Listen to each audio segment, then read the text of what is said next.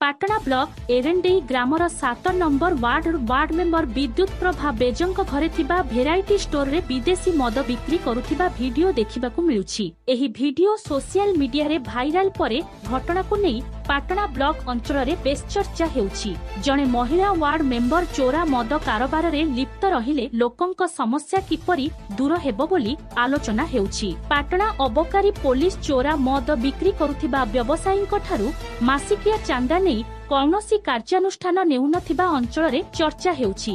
केन्दुझररु Dasharath पारिकंक report श्रीक्षेत्र news. नहीं जाऊ सदा ठीक है बेसी ठीक है ते एक्सेस नहीं जाऊ सदा ठीक है बेसी ठीक है